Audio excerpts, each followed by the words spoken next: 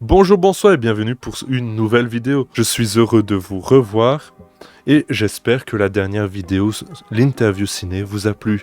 Je vous renvoie vers cette dernière si vous n'avez pas eu l'occasion de la voir. On se retrouve pour un nouvel épisode de critique, un critique un peu spécial, un critique en vrac où je vais vous parler de deux films. Un film de Power Rangers avec une petite fille bizarre et un Taken à Marseille. Psycho Gorman.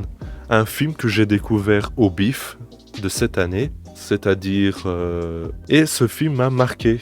Il m'a marqué car il raconte l'histoire de Mimi, une petite fille tyrannique qui découvre avec son frère dans leur jardin pavillonnaire un extraterrestre sanguinaire, le fameux Psycho Gorman. Celui-ci veut détruire l'univers. Heureusement, les enfants ont trouvé la pierre qui permet de le contrôler. Certes, c'est un pitch qui ne donne pas très envie, et pourtant, je vous conseille ce film très fort, puisque c'est un film, ma foi, très particulier, je vous l'accorde, mais c'est un film qui ne ressemble à aucun autre. Alors, avoir dit ça, ça veut tout et rien dire, mais ça veut surtout dire, à mon sens, que c'est une comédie totalement déjantée. C'est une comédie aussi régressive que drôle, avec tout un tas de références, tout un tas de situations hilarantes. Donc vraiment, j'ai beaucoup ri devant ce film. Le film est très beau, notamment dans ses costumes, avec quelques références à Power Rangers. Évidemment, pour tous ceux nostalgiques de cette époque, ça risque de vous plaire, les effets spéciaux sont très bons. Le réalisateur était créateur de costumes de Resident Evil, de Silent Hill et de ça. Donc c'est normal que les costumes soient très beaux. Le film est un film bis, très généreux et a des scènes de plus en plus fun au fur et à mesure que le récit progresse. Ça part dans la caricature, voire dans la parodie, mais ça prend toujours au second degré le récit. Mais le second degré va aussi dans très loin. Les violentes explosions humaines, disons, les empalements, etc., peuvent choquer, même si c'est toujours fait avec une très grande bienveillance. On sent que le réalisateur s'amuse et fait le film avec une grande sincérité, même si la réalisation n'est pas très inventive. Mais bon, tout le concept et toutes les situations compensent à mon sens. Vraiment, c'est un film très intéressant qui devrait susciter la curiosité. En plus, il est sorti en VOD, pas besoin d'aller au cinéma, vous pouvez en profiter directement chez vous. Je voulais aussi vous parler de Stillwater. Stillwater, nouveau film de Tom McCarthy après le très récompensé Spotlight aux Oscars que je n'ai pas eu la chance de voir. Le film raconte l'histoire de Bill qui vient du fin fond de l'Oklahoma et qui débarque à Marseille pour soutenir sa fille qui purge une peine de prison.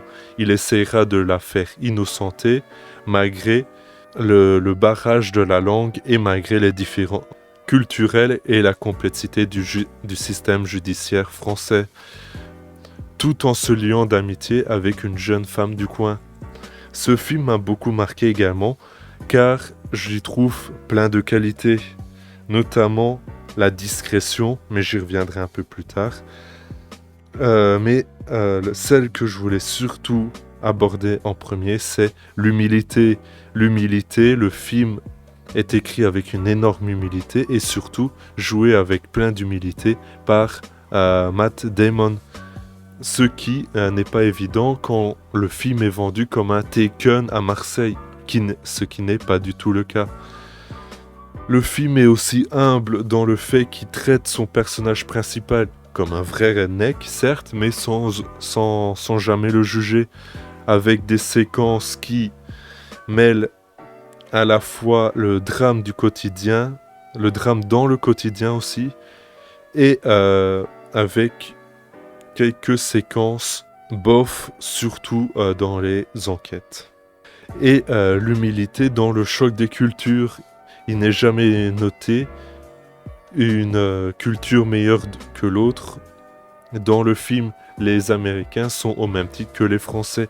alors c'est peut-être bête, mais il aurait pu arriver qu'il y ait soit une mise en avant du système français, soit une mise en avant du système américain, soit une dégradation du redneck, tant il est mal vu dans le cinéma contemporain et encore plus dans celui américain.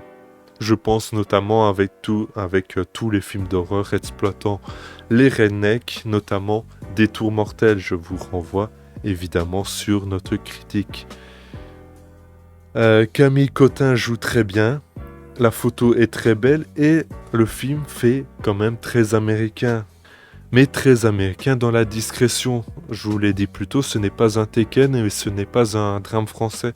C'est un film, un discret mélange entre les deux qui n'est sublimé que par les séquences dramatiques du quotidien et pas du tout par l'enquête qui est vraiment anecdotique mais qui en soi permet d'attribuer des violences et dans les relations et permet d'exploiter le récit, mais pas forcément dans l'enquête. C'est vraiment avec toute discrétion que Matt Damon joue le redneck qui, malgré qu'il vit une situation catastrophique où il essaye d'aider sa fille à sortir de prison, et vraiment, et justement, tout ce qu'il arrive à dire à une avocate, lorsqu'elle lui explique cela, c'est « oui madame, certes, mais avec un ton, ma foi, déchirant et bien joué. » Je vous conseille vraiment ce film qui, pour moi, est un incontournable de cette année, même si beaucoup de gens vous diraient le contraire.